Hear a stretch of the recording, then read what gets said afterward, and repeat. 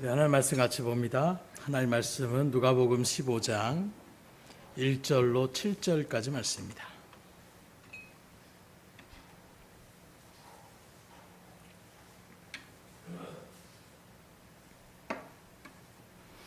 누가복음 15장 1절로 7절까지 말씀, 우리 한 절씩 교도를 읽어나가도록 하겠습니다. 모든 세리와 죄인들이 말씀을 들으러 가까이 나아오니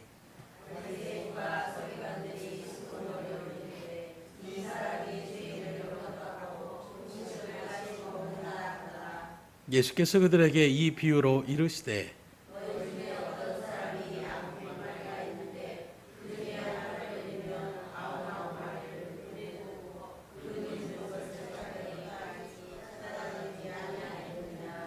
또 찾아낸즉 즐거워 어깨에 메고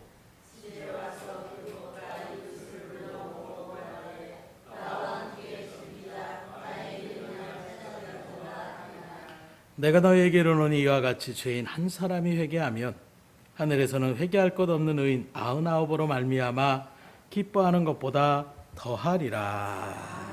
아멘. 오늘 본문의 말씀은 즐거움과 기쁨에 대한 말씀으로 5절에 보면 잃어버린 한 마리의 양을 찾아서 어깨에 메고 들어오는 그 목자의 즐거움을 말씀하면서 6절에 목자가 집에 와서 벗과 이웃을 불러 잃어버린 양을 찾은 그 기쁨을 함께 즐기자, 이런 장면을 이야기하고 있습니다. 그리고 이제 7절에 주님께서 말씀하시는 것이 죄인 한 사람이 회개하면 하늘에서 하나님께서 이렇게 크게 기뻐하신다라는 것을 말씀하고 있는 것이 바로 이 잃은 양의 비유라고 얘기할 수가 있는데, 사실 이 기쁨은 모두가 누구나 그렇게 느낄 수 있는 기쁨은 아닙니다. 그러나 오늘 주님께서 하나님의 이 기쁨을 맛보라고 여러분들을 초청하셨으니 이 하나님의 부름에 그대로 화답하셔서 이 하나님의 주시는 놀라운 기쁨을 충만히 누릴 수 있기를 주님으로 축원합니다. 그래서 오늘 본문의 말씀을 바라보게 되면 목자 한 사람이 등장을 하는데 양 100마리를 그렇게 치고 있는 목자라고 얘기하고 있어요. 그래서 꼴을 먹이고 저녁에 돌아와서 이제 숫자들을 계수를 합니다. 한 마리, 두 마리, 세 마리 이렇게 쭉 세가다 보니까 한 마리가 비는 거예요. 그래서 웬만하면 이제 늦은 시각이고 땅거미가 그렇게 어둑해지는 시장이기 때문에 또 바깥에서 들판에서 하루 종일 그렇게 일을 했으니 얼마나 시장하고 피곤하겠습니까? 그런데 그 피곤함을 다 물리치고 그 어두움을 뚫고 잃어버린 한 마리 양을 찾으려고 99마리를 두고 그 어두워진, 그 어둑해진 그 언덕길에, 그 초장에 이제 그 양을 찾으러 나갔다라고 얘기하고 있어요. 여기서부터 우리는 조금 이해하기가 어려울 수밖에 없습니다. 왜냐? 양을 치다 보면 양을 잃어버리는 일들도 있을 거예요. 그런데 한 마리 찾겠다고 그 저녁에 내일 아침에 찾으면 되겠지 하는 마음일 수도 있는데, 굳이 99마리를 남겨두고 그 한 마리를 찾겠다고 이리저리 지금 헤매고 있다라는 이 목자의 발걸음이 이해하기가 쉽지가 않은 것입니다. 5마리, 10마리 정도가 이렇게 확 빈다라면 그건 찾으려는 마음이 있을 거예요. 좀 피곤하더라도 10마리가 얼만데, 5마리가 얼만데 하는 마음으로 찾을 마음이 있겠지만 100마리 중에 한 마리가 지금 잃어버린 자리 가운데 있다라면 어디 가서 있겠지 하는 마음으로 마음을 놓고 그 다음날 그냥 일찍이 찾아나갈 수도 있는 그런 모습이라는 거예요. 이런 관점으로 바라본다라면, 숫자적으로 또 계산적으로 나간다라면 이 목자의 지금 99마리를 남겨두고 한 마리를 굳이 찾으러 간다라는 이 목자의 발걸음은 이해하기가 쉽지 않습니다.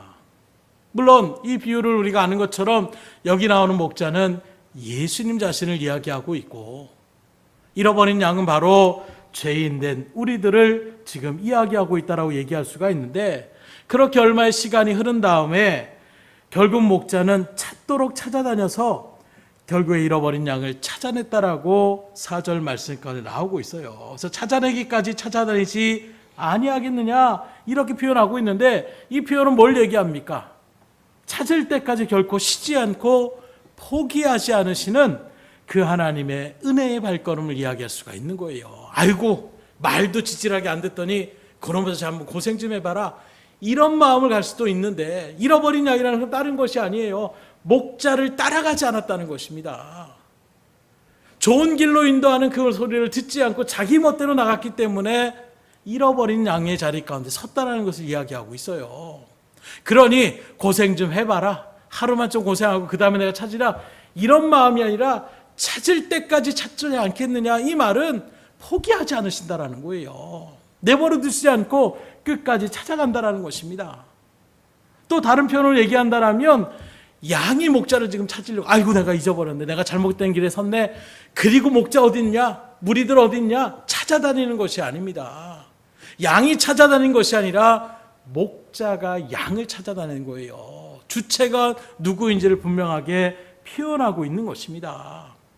그리고 목자는 잃어버렸다고 다시 찾은 그 양에게 품풀이를 하거나 뭐 다리 몽둥이를 분질러 놓거나 너 왜 이렇게 말 안 들으냐고 날 이렇게 고생스럽게 했냐라고 화를 낸 것이 아니라 어깨에 이렇게 걸쳐맸다라고 얘기하고 있어요. 그건 굉장히 찾은 그 양원에서 기뻐했다라는 것을 보여주고 있는 것입니다. 나아가서 그 다음에 뭐라고 합니까? 이제는 내가 너를 다시는 잃어버리지 않겠다라고 내가 너를 계속해서 주시하고 보호하겠다라는 그런 마음 가지고 돌아오는데 이게 끝이 아닙니다. 그리고 집에 들어왔으니 얼마나 피곤하겠어요. 그런데 벗과 이웃들을 불러놓고 6절에 보니까 어떻게 합니까? 나와 함께 잤다고 얘기하고 있어요. 이해가 되십니까? 앞서도 잃어버린 한 마리를 찾는 것도 좀 이해가 안 되는데 이 부분은 더더욱 이해가 안 되는 거예요. 왜요? 잃어버린 양을 찾는 그것도 고생인데 심지어 그 양을 찾았다라고 해서 잔치를 벌인다라고 한다면 계산적으로 얘기할 때에 이 정도 어떤 이야기를 이성적으로 생각하는 분들은 벌써 이야기할 거예요. 야 어리석고 이 불쌍한 사람아. 지금 잃어버린 양 한 마리 값보다도 더 많은 비용을 들여서 세상 말로 하면 배보다 배꼽이 더 큰 그런 잔치를 발현하며 나아가는 것이 그게 참 옳은 일이겠다. 이렇게 평가할 수가 있는 거예요. 그 양 한 마리 값보다 지금 잔치를 이웃들에게 배설하며 나가는 그 값이 훨씬 더 많이 들어가는 그런 모습을 지금 취하고 있는 것입니다. 계산적으로 가면 딱 맞는 말이에요. 배보다 배꼽이 더 크다. 그거 찾느라고 고생했을 뿐만 아니라 더 나아가 그 양 한 마리 값보다도 더 많은 지출을 지금 허비하고 있는 네 모습이 가관이다. 이렇게 평가할 수가 있는 거예요. 그러나 사랑은 그렇게 평가되는 것이 아닙니다. 계산적으로 나가면 이성적으로 나가면 그렇게 얘기할 수 있지만 우리가 아는 것처럼 사랑에 빠져보세요. 세상은 계산이 들어가지 않아요. 무조건 주고 싶은 거예요. 주는 것이 오히려 내 마음을 기쁘게 하는 것입니다. 사랑하게 되면 당연히 허비할 수밖에 없어요. 시간을 허비하든 아니면 물질을 허비하든. 왜요? 그 사랑하는 사람의 마음에 들기 위해서 내가 할 수 있는 최선의 것들을 주고 싶어하는 그 마음, 그리고 그걸 받아서 기뻐하는 그 모습이 값으로 무슨 얼마나 값을 매길 수가 있겠어요. 그러나 그 모습을 기뻐하는 모습을 보기 위해서 내가 물질적으로 정말 몇 시간을 위해서 나가는 그 물질도 아깝지 않게 그렇게 드릴 수 있는 것, 줄 수 있는 것, 이게 바로 사랑의 감정임을 여러분들도 아실 것입니다. 바로 이 부분을 주님께서 말씀하고 있는 거예요. 하나님의 그 마음은 계산적이지 않다라는 것입니다. 사랑으로 우리에게 은혜를 베풀기 원하시는 것이 하나님의 사랑이라고 얘기하고 있어요. 그래서 예수님께서 이 말씀을 하시는 것은, 이 비유를 하시는 것은 그러한 하나님의 사랑을 너희들이 좀 알았으면 좋겠다 하는 마음으로 아는 것처럼 세 가지의 비유를 그렇게 주님께서 계속해서 증거하는 것을 바라볼 수가 있는 거예요. 왜요? 이러한 하나님의 사랑을 알기까지 결코 우리는 하나님 앞에 나를 온전히 맡기지 못하는 거예요. 하나님이 나를 정말 사랑하나? 하나님 지금 나와 함께 하시는가? 이게 확증되어지지 않으면 선뜻 우리가 하나님의 뜻대로 나아가기가 쉽지 않은 거예요. 상대방이 나를 사랑하고 상대방이 나를 아껴주고 위해주는 것을 알 때에 우리가 선뜻 내 마음을 맡기는 것입니다. 그래서 몇 번 여러분들에게 말씀드린 것처럼 아이들에게 뛰어내려라 받아줄게 아빠가 라고 했을 때에 거기에 대한 아빠가 나를 사랑하고 나를 받아준다는 마음이 믿어지게 되면 그러면 뛰어내릴 수 있는 거예요. 그러나 상대방에 대한 아유 아빠가 또 장난스럽게 해서 손을 뼈치면 어떡하지? 안 받으면 어떡하지? 떨어지면 아플 텐데 이 두려움이 먼저 있으면 결코 떨어질 수가 없는 거예요. 여러분들이 하나님을 사랑하고 하나님을 믿는 하나님이 나를 얼마나 사랑하는지를 내가 분명히 알고 있을 때에 하나님이 이렇게 하라면 그래 사랑의 하나님이 나를 설마 힘들게 하시겠어? 나를 괴롭히려고 하시겠어? 사랑의 하나님이 나를 더 좋은 곳으로 이끌어 주시겠지? 하는 다윗과 같은 그런 믿음으로 우리가 맡길 수가 있는 거예요. 가라 하면 갈 수 있고 멈추라면 멈출 수 있는 것입니다. 근데 그게 내 마음 가운데에 믿어지지 않으면, 의심이 조금이나 들어가면 우리는 멈칫할 수밖에 없는 거예요. 이런 본문의 비유를 통하여 말씀하신 하나님의 기쁨은 7절에 나와 있어요. 내가 너희에게 이르노니 이와 같이 죄인 하나가 회개하면 하늘에서는 회개할 것 없는 의인 99을 인하여 기뻐하는 것보다 더하리라. 아니 하나님의 뜻대로 온전하게 나아갔던 의인 99명이 말도 안 듣고 자기 멋대로 했던 죄인이 회개하고 돌아오는 것, 일반적인 우리의 인간적인 감정으로 바라보면 비교가 되겠어요. 오히려 손가락질하지 않겠습니까? 아이고 미련하게 말도 안 듣고 말씀대로 좀 살아가지, 이렇게 정죄하며 나가는 것이 우리들의 모습이지 않냐라는 것입니다. 그러나 하나님의 사랑은 그렇지 않다라는 거예요. 오히려 의인 99명의 그 바른 길에 선 것도 기뻐하시지만 그 기쁨보다 죄인 한 사람이 돌아와서 하나님 내가 죄인입니다. 하나님만이 나를 용서할 수 있습니다. 내가 하나님 앞에 용서를 구합니다 하고 나와는 그 죄인의 회개를 하나님이 더 기뻐하신다는 것을 말씀하고 있는 것입니다. 자, 그러면 이 기쁨을 표현하기 위해서 양 90마리와 또 잃어버린 양 1마리를 비교하고 있는데, 여기서 잃어버린 9마리의 목자의 인도를 받으며 안전하게 거하는 것조차도 기쁨이라고 얘기할 수 있어요. 그러나 말씀한 것처럼 회개할 것 없는 99으로 인하여 기뻐하는 그거보다 죄인 한 사람이 회개하면 하나님의 기쁨이 더하다라고 얘기하고 있는 것입니다. 그렇다면 이 말씀 우리가 어떻게 받아들일 수가 있을까? 이 말씀의 먼저 배경을 우리가 알아야 이 비유가 좀 더 우리 가운데에 확연하게 들어갈 수가 있는데, 마찬가지로 이후에도 한 드라마의 은전을 잊어버렸던, 또 우리가 잘 아는 탕자의 비유를 계속해서 말씀하고 있는데, 이 말씀의 배경은 어디에 있느냐? 앞서 14장의 말씀에 그 배경이 있는 거예요. 그래서 이런 말씀의 어떤 배경의 일들 가운데서 핵심은 오늘 7절, 또 10절, 23절, 24절의 말씀이라고 이야기할 수가 있습니다. 똑같이 10절에도 죄인 한 사람이 회개하면 하나님의 사자들 앞에서 기쁨이 된다. 23절, 24절에도 살찐 송아지를 잡아라. 우리가 먹고 즐기다 내 아들은 죽었다가 다시 살아났으며 내가 잃었다가 다시 얻었노라 하며 잔치를 벌이는, 이것이 하나님의 기쁨이라고 이야기하고 있고, 지금도 여러분들 향한 하나님의 마음은 이렇다라는 것을 이 말씀의 기록을 통하여 우리에게 증거하고 있는데, 말씀드린 것처럼 이 비유는 뭘 지금 얘기하고 있느냐? 전체 메시지에 대해서 이 비유가 시작되기 전에 문맥을 우리가 살펴보면 14장에서 주님이 뭐라고 하느냐? 주님을 따르는 참 제자가 있다라고 이야기하고 있어요.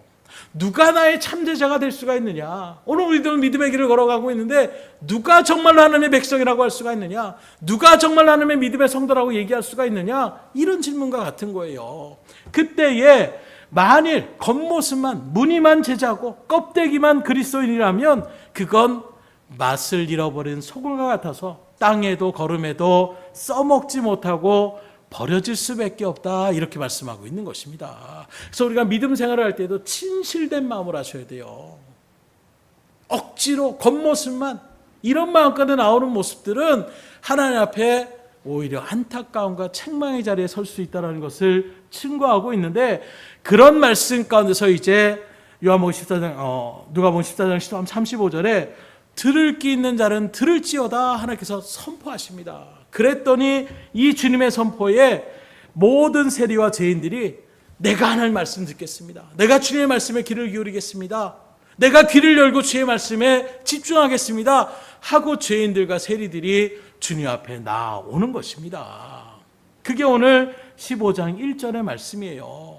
그런데 여기 나오는 세리가 누구냐? 몇 번 설명한 것처럼 세금을 걷는 사람의 그런 정도로 끝나는 것이 아니라 그 당시 로마의 압제 가운데 있었던 유대인들 가운데 세워진 세리는 유대인들에게 있어서 매국노와 같은 사람들이에요. 오늘날 우리에게 얘기하면 일제시대에 뭐 공무원이 됐느냐, 군인이었느냐, 이런 일들도 우리가 민족상황 가운데서 매국노냐, 아니면 우리에게 유익을 주는 그런 애국자냐, 이런 일들의 판거름과 비슷한 맥락으로 세리들을 바라보는 거예요. 그래서 이들은 로마에게 어떤 세금을 바치기 위해서 로마에서 세금을 받아서 하달을 합니다. 너 이번에 세금으로 1억만 걷어라. 그렇게 하면 세리도 자기도 먹고 살아야 되잖아요. 그러면은 자기 마음대로 하는 것입니다. 그것까지 로마에서 관여를 하지 않아요. 그래서 2억을 걷든 3억을 걷든 4억을 걷든 상관이 없습니다. 그렇게 해서 4억을 걷어놓으면 1억만 로마에 그 정부에 갖다 바치고 나머지 3억은 자기가 챙겨도 누구도 뭐라고 하지 않는 자리. 그래서 이 세리에 대한 일들은 어떻습니까? 유대인들의 고열을 빠는, 자기 민족들을 힘들게 하는 그런 대표적 격에 있는 사람들이 바로 세리라고 얘기할 수가 있는 거예요. 그런 세리들이 주님의 이 말씀에 내가 주의 말씀에 듣겠습니다 하고 나오는 그 모습이 곱깝지 않게 보이는 것입니다.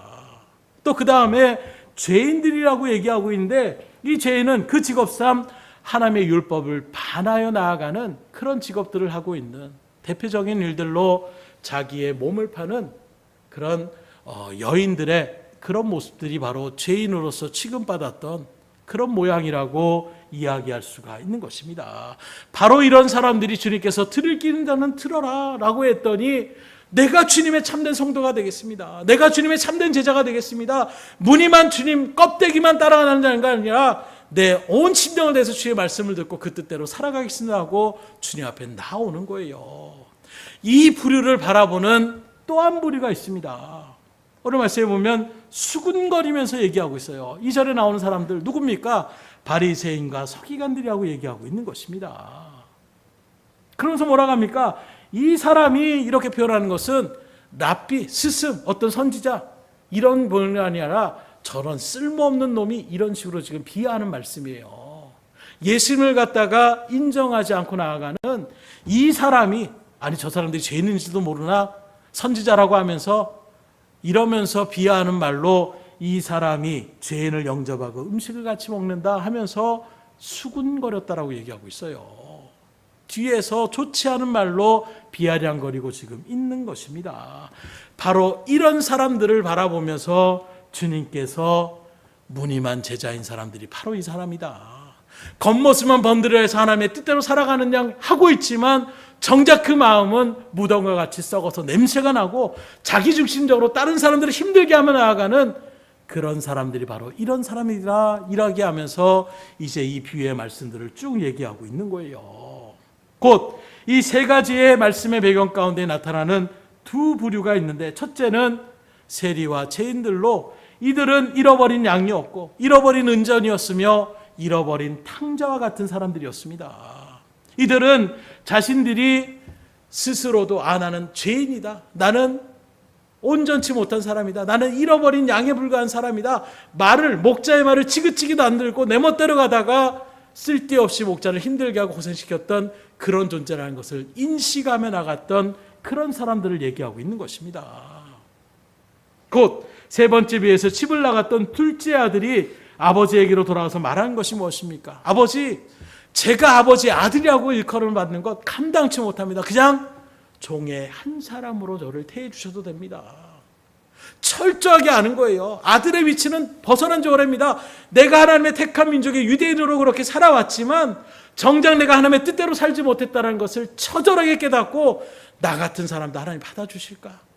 나 같은 사람을 여전히 하나님이 자신의 자녀로 삼아주실까 하는 그런 부끄러움의 마음, 자기 스스로가 죄인이고 정말로 하나님 앞에서 보잘것없는 못된 사람이라는 것을 스스로 인지하며 나갔던 사람들이 바로 세리와 죄인들이라고 얘기할 수가 있는 거예요. 그래서 주님은 이렇게 회개하고 돌이키는 그 사람들을 바라보면서 너희들을 하나님이 이렇게 기뻐하신다, 걱정하지 말아라, 그것 때문에 혹시 하나님이 너를 거부할까라고 고민하지 말아라, 하나님은 너희들이 회개하고 돌아왔을 때에 너희들을 이렇게 기뻐해서 잔치를 배설해서 그 기쁨이 너무나도 크다라고 그들을 위로하고 그들에게 분명한 말씀으로 다시금 그들에게 믿음의 자리 가운데 온전히 서길 바라시는 그 주님의 의도를 이 세 가지 비유를 통해서 우리가 알 수가 있는 것입니다.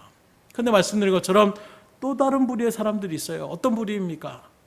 수군거리고 죄인들인지 알지 못하고 저 사람들하고 저렇게 하나님의 뜻을 저버리고 지멋대로 살고 민족들을 힘들게 했던 저런 사람들과 같이 식사를 한다라고 저거 선지자 아니야? 저거 아주 못된 놈이야? 같이 끼리끼리 모이는 놈이야? 라고 수군거리며 나아가는 서기관들에게도 말씀하는 거예요.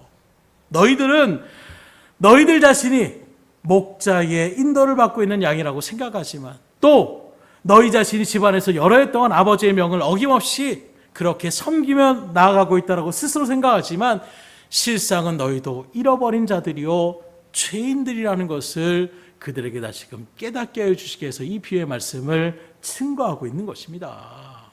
바로 이 말씀이 우리가 잘 아는 탕자의 세 번째 비유를 통해서 큰아들을 통하여 분명하게 이것이 드러나고 있는데, 큰아들이 어떻게 합니까? 여느 날처럼 나가서 같이 종들을 관리하고 나가고 돌아오는 길입니다. 돌아왔더니 막 쿵짝쿵짝하고 집안에서 막 잔치 소리가 들리는 거예요. 그래서 이게 뭔 소리냐, 무슨 일 있냐 물어봤더니 종이 와서 하는 말이, 지금 집을 나갔던 둘째 아들이 거짓거리에서 들어왔는데 아버지가 그를 씻기고 옷을 다시 입히고 그리고 그 죽었던 아들이 살아왔다라고 잔치를 지금 배설해서 사람들을 불러 모으고 지금 즐거움을 누리고 있습니다 라고 이야기를 하니까, 이 소리를 들은 큰아들의 반응은 어떻습니까? 그래, 내 동생이 다시 돌아왔어? 기쁨으로 맞이하는 것이 아니라 분노였어요. 아니, 그 아버지의 제사를 가지고 나아가서 허랑망탕에서 다 써버린 그 못된 놈이 들어왔는데 어떻게 그 못된 놈이 살아 돌아왔다라고 잔치를 벗어나고 있느냐? 그러면서 뭐라고 합니까? 나는 지금까지 아버지 뜻에 따라서 그렇게 열심히 아버지를 섬기며 나아갔는데, 그런데 오히려 나를 위해서는 짐승 새끼 하나도 내 친구를 위해서 나를 위해서 잡아주지 않는 그 아버지에 대한 어떤 판단과 분노를 표하는 것을 바라볼 수가 있는 거예요.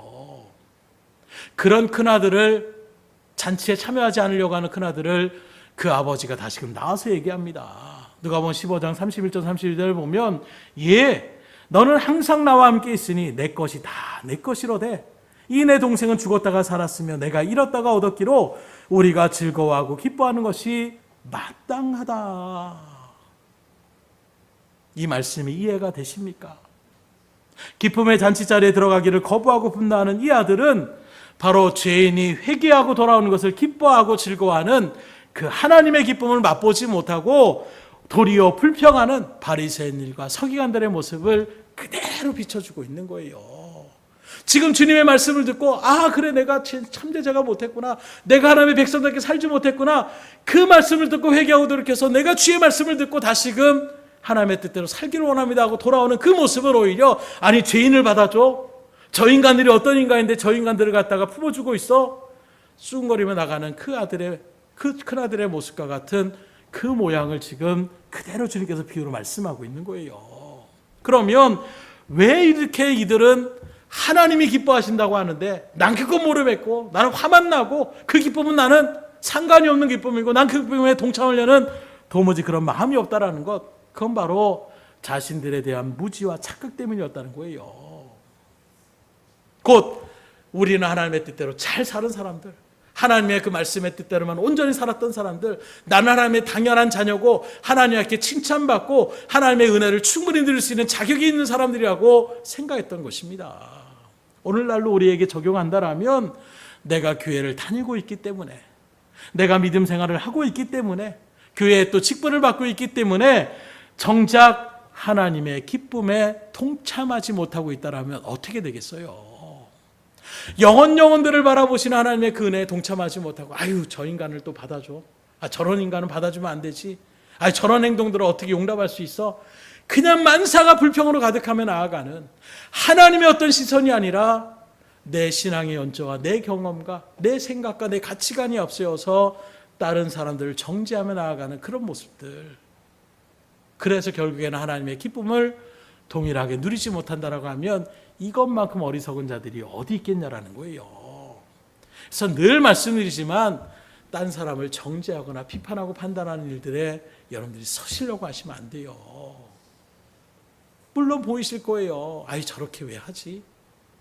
내가 삶을 살아왔던 그 생활과 틀리다라고 얘기합니다. 그래서 요즘 그러잖아요. 요즘은 틀리다라는 말을 안 쓰고 어떤 말을 써요? 다르다라는 표현을 많이 쓰잖아요. 근데 말로는 저도 마찬가지예요. 틀리고 맞고 틀리다라는 것이 익숙해진 그 세대에서 말은 다르다 이렇게 표현하고 있지만 여전히 생각 속에서는 어떻게 합니까? 말과 행동이 틀려지는 그런 모습에서 전혀 다른 사람의 다름을 인정하지 못하는 이런 모습이 지금 나라를 국론을 분열시키며 나아가는 이런 모습처럼 교회에서도 마찬가지예요. 저 사람은 아직 하나님께서 은혜를 또는 저 사람은 아직까지 하나님의 기쁨의 자리까지 나아오는 기다려주고 그 영혼을 위해서 품어주고 기도하며 나가시는, 잃어버렸다라고 해서 정착하거나 회나거나 너 왜 이러냐고 하는 것이 아니라 오히려 그 사람이 돌아오고 거짓거리 돌아온 아들을 갖다가 오히려 입을 맞추고 끌어안으며 나갔던 그게 하나님의 사랑인데, 하나님의 사랑은 모르겠고 아니 나는 지금 죽으라고 정말 아버지 하나님의 일들 가운데서 나가서 놀고 싶어도 놀지 않고 열심히 하나님의 일들만 했는데 나에서는 뭘 하나 해줬습니까? 이렇게 지금 반항하며 나가고 있는 모습이 된다라면 어떻게 되겠어요? 그래서 교회 안에서 신앙생활을 하는데 즐거움으로 나가는 사람들이 있는가 하면 늘 눈이 그냥 불꽃이 그냥 팍팍팍 튀는 것처럼 딴 사람들을 갖다가 정죄하고 판단하며 나가는 일들에만 매진하다 보니까 오히려 그 눈빛이, 그 얼굴이, 그 말투가 은혜와 사랑이 넘치는 말투가 아니라 늘 날카롭고 늘 사람들에게 상처를 주는 이런 일들 가운데 서면서 마치 나는 그럼에도 불구하고 하나님의 정의를 구현하고 있다, 하나님의 공의를 내가 구현하고 있다, 내가 하나님의 뜻에 온전하게 앞장서서 그 일들을 감당해 나가고 있다라고 착각하며 나가고 있다면 어떻게 되겠냐라는 거예요. 절대로 이런 자리에 서지 않기를 주임으로 축복합니다. 계속 큰아들의 말씀을 바라보세요. 그런 일들까지 참여할 수 없었던 문제가 바로 무엇이냐? 내가 여러의 아버지를 섬겨 어김이 없거늘 이렇게 얘기하고 있는데, 특별히 여기 섬기라는 말은 무엇을 얘기하고 있느냐? 노예라는 표현을 얘기하고 있는 거예요. 내가 여러 해 동안 노예처럼, 한 명의 종처럼 그렇게 아버지를 열심으로 그렇게 일을 하면서 그 일들 가운데 치르겠다는 것을 얘기하고 있는 것입니다. 그런데 아버지가 원했던 것이 아니에요. 이건 자녀를 사랑하는 주님께서 종처럼, 아니 죄를 짓고 돌아온 그 둘째 아들이 나 그냥 종이 하나로 대하다라고 했을 때에도 무슨 소리야 너는 내 아들이라고 세워줬던 그 아버지가 큰 아들이 종 노릇하면서 나아가는 모습들을 기뻐하시겠어요? 그렇게 하라고 너 똑바로 해라, 일 똑바로 해야 된다 이렇게 말씀하셨겠어요? 그냥 큰아들의 입장에서 그렇게 해야지 뭔가 아버지의 눈에 들어서 내가 유산을 잘 물려받을 텐데 하는 이런 인간적인 욕심의 마음이 더 있지 않았겠습니까? 그러다 보니까 아버지의 뜻을 생각하지 못하고 자신의 생각이 사로잡혀가지고 스스로 종처럼 기쁨을 누리는 삶이 아니라 주의 일을 감당하면서도 그냥 입이 대빨 나와가지고 나오는 그런 모습처럼 하나님 앞에 봉사하고 헌신하면서도 내가 이 뜨거운 날에 뭘 하는 건지 모르겠다라는 그런 원망과 불평으로 그 일들을 감당한다라면 하나님께서 그걸 원하시는 거 아니에요.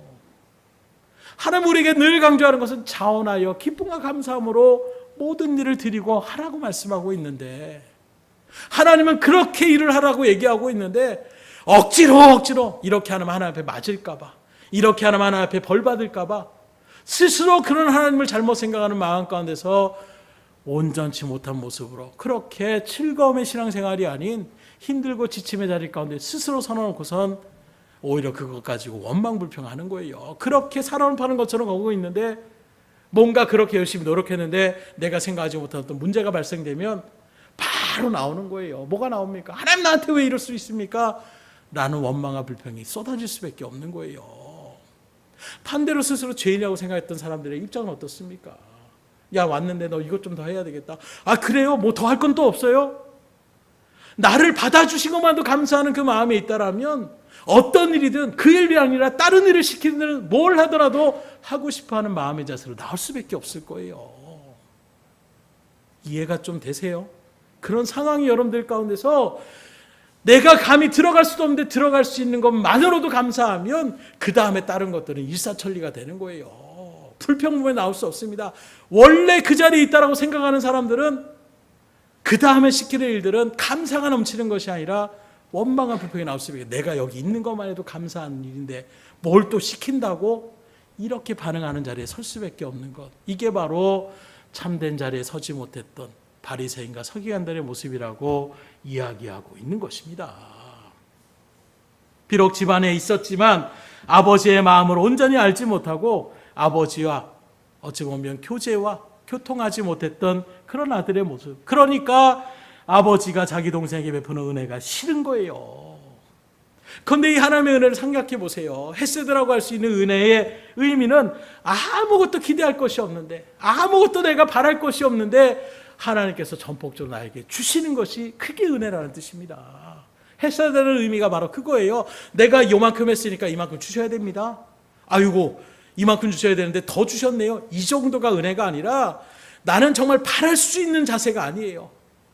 그냥 나를 쳐다보기만 해도, 아니 쫓아내지만 해도 다 감지덕지 않은 그런 상태가 있는데 거기에 다른 것까지도 치워주시고, 야 이것 가지고 가서 더 충분하게 즐겨, 충분하게 누리며 살아가, 이렇게 하는 것이 은혜라고 얘기하고 있는 거예요.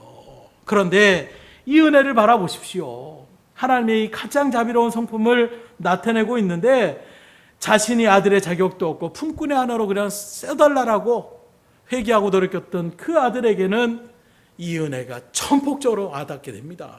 잔치를 배설하고 옷을 새롭게 입히고 몸을 씻겨주고 가락지를 끼워주는, 아들의 위치에 세워주는 이런 은혜 가운데 있는 거예요. 그러나 자격이 없다라고 인정하는 세리와 죄인들을 주님께서 이렇게 받아주셨는데 자격이 넘친다라고 했던 서기관과 바리새인은 오히려 주님께서 거절하시는 것입니다. 왜요? 스스로 내가 훌륭하고 스스로 내가 완벽하고 스스로 내가 받을 만하고 합당하게 여기는 사람들에게는 은혜를 베풀어 주지 않는 거예요. 이미 그들은 스스로의 것을 받았기 때문인 것입니다. 그러므로 오늘 우리는 다 길 잃은 양, 잃어버린 은전, 잃어버린 아들이었던 사실을 아는 것, 이게 바로 우리를 향한 하나님의 기쁨을 우리도 충분히 누리며 맛볼 수 있는 은혜의 자리 가운데 설 수 있는 방법임을 아셔야 되는 거예요. 여러분들이 뭐라고요? 죄인임을 아셔야 된다는 거예요. 내가 잃어버렸던 아들임을 아셔야 된다는 것입니다. 거기서부터 하나님에 대한 은혜가 우리 가운데 철저하게 흘러지는 거예요. 근데 그 마음이 어느 순간에 신앙의 연절을 통하여 어떤 직분의 자리에 서는 것을 통하여 잃어버린 바 된다라면 큰아들과 같이 잘못된 그런 분노의 자리에 설 수밖에 없는 것입니다. 어떻습니까? 여러분들은 은혜를 누리기 원하십니까? 난 그런 은혜 필요 없습니까? 이렇게 생각되십니까?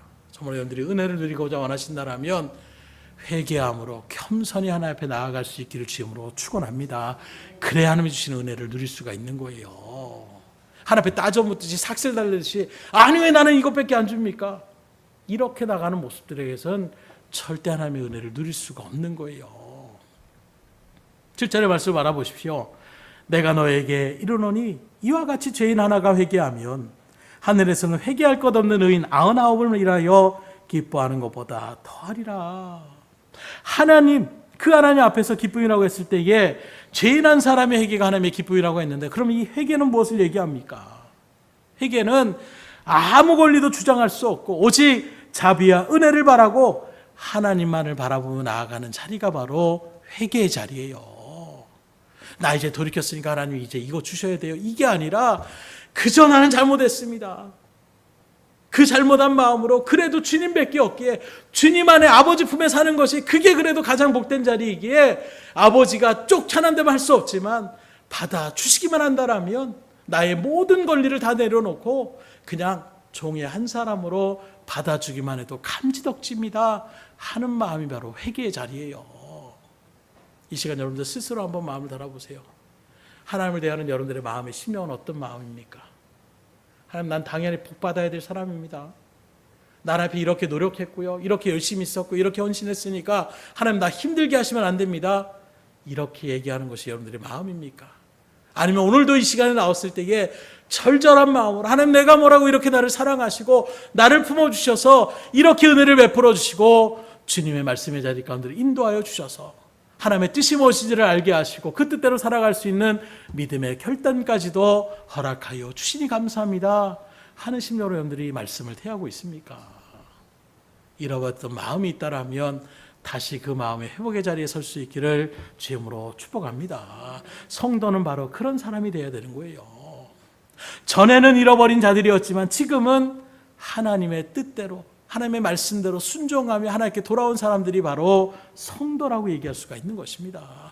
그런 자리매김 가운데 있는 우리 믿음의 성도는 하나님 앞에 아무 권리도 주장하지 않고 오직 하나님의 자비와 은혜만을 바라며 하나님을 의지하고 하나님을 바라보는 그 심령의 자리 가운데에 하나님이 가라면 갈 수 있고 멈추라면 멈출 수 있는 이 믿음의 자세가 바로 성도의 바른 신앙의 자리라고 이야기할 수가 있는 거예요. 그런데 오늘 하나님 앞에 이런 순종의 모습보다는 이것저것 하나님 앞에 따져 묻는 소리들이 더 메아리치고 있는 모습을 바라볼 수밖에 없는 것이 안타까움인 것입니다. 다른 사람이 다 그런 일들 가운데 있더라도 나 혼자만, 아니 등대교회 이 자리에 계신 여러분들만은 저만의 세상과 타협하지 마시고 세상을 바라보지 마시고 하나님을 온전하게 바라보고 그런 나도 받아주시고 다시금 세워주시고 은혜를 베풀어 주시는 그 하나님 앞에 감사하며 나갈 수 있기를 주임으로 축원합니다. 그래서 이런 믿음의 성도들을 시몬 베드로는 이렇게 말합니다. 베드로전서 2장 25절을 보면 너희가 전에는 양과 같이 길을 잃었더니 이제는 너희 영혼의 목자와 감독 되신 이에게 돌아왔느니라. 이게 믿음의 자리라는 거예요. 말씀을 드립니다. 이렇게 말씀을 드려도 아직도 하나님 앞에 온전하게 마음을 쏟지 못하고 하나님을 믿음으로 받아들이지 못하고 하나님께 돌아오지 않는 사람들은 이 하나님의 마음을 이해할 수도 없고 이 하나님의 기쁨을 누리며 맛볼 수도 없는 거예요. 오늘 주님은 바로 여러분들을 찾아내시려고 2000년 전에 이 땅 가운데 인간의 몸을 입고 오셨습니다. 그리고 그것으로 끝난 것이 아니라 죄인 한 사람의 회개함으로 누린 그 하늘의 기쁨을 맛보시려고 우리 같은 죄인을 다시금 살리시기 위하여 십자가의 고난과 죽음도 마다하지 않고 그것을 감내하며 그 일들을 걸어가셨던 분이 바로 우리의 예수님이셨음을 우리는 말씀을 통하여 깨달을 수가 있는 것입니다. 그 주님은 지금도 우리를 찾고 계시는 거예요. 잃어버린 양을 지금 찾고 계시는 것입니다. 그리고 하나님의 품으로 온전하게 들어오기를 바라는 심령으로 여러분들에게 말씀을 지금 선포하고 있는 거예요. 이 하나님의 음성의 부름에 화답하시고 이 은혜와 기쁨의 자리 가운데에 같이 동참할 수 있기를 주임으로 축원합니다. 그래서 오늘뿐만이 아니라 매 순간순간마다 매일매일마다 정말로 하나님이 나를 받으셨다라는 죄인 된 나를 주님의 값없는 은혜로 다시금 하나님의 자녀의 특권을 부여해 주시고 믿음의 사람으로 저 영원한 하늘나라의 초소를 예비하여 주시는 그 하나님의 은혜를 같이 누리고 그 기쁨을 맛보며 여러분의 남은 생활 가운데에 하나님 앞에 큰 영광을 돌리고 영혼들을 이 구원의 자리 가운데 인도하기에 부족함이 없는 복된 발걸음 될 수 있기를 주임으로 축복합니다. 기도하겠습니다. 할렐루야. 하나님 아버지 감사합니다.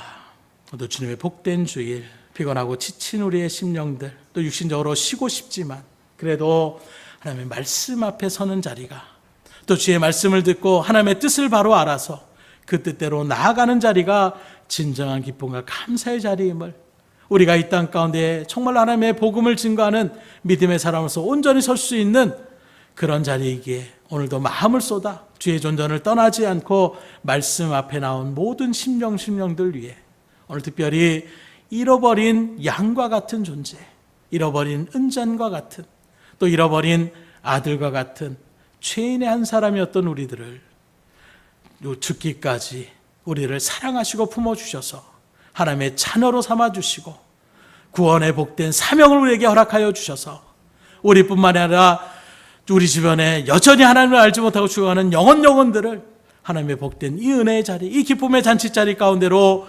인도하라고 부름받은 믿음의 백성다운 그 자리 가운데 우리가 섬을 다시금 마음 가운데 확증하여 정말로 돌아가는 발걸음이 함께하여 주시고 그 삶 속에 늘 감사의 고백이 흘러넘치게 하여 주시며 모든 일들 가운데 하나님의 영광을 드리며 살아갈 수 있는 복된 발걸음이 될 수 있도록 인도하여 주시옵소서. 사회가 여러 가지 일들로 혼탁하고 혼란스럽고 힘들고 지치는 일들이 계속해서 우리 가운데 들려지고 있는 그런 순간이 있습니다. 하나님 두려워하지 않게 하여 주시고 담대히 하나님의 자녀로서 우리를 지키시고 인도하시는 그 믿음의 신뢰한 가운데에 결코 흔들리지 않고 하나님께 온전하게 서며 주의 이름을 드높여 드릴 수 있는 우리의 발걸음들이 다 될 수 있도록 인도하여 주시옵소서. 특별히 몸의 질고로 인하여 힘들어하는 주의 백성들, 하나님 속히 강건함을 허락하여 주셔서 지금 우리 가운데 얼마든지 역사하시며 하나님의 놀라운 치유의 손길을 통하여 내가 고침받았노라고 이전에 알 수 없었던 놀라운 기쁨을 주변 사람들에게 널리 선포하며 나갈 수 있는 은혜까지도 더하게 하여 주시옵소서. 모든 것을 주님 앞에 의탁드리오며 예수의 손 받들어 기도드렸사옵나이다. 아멘.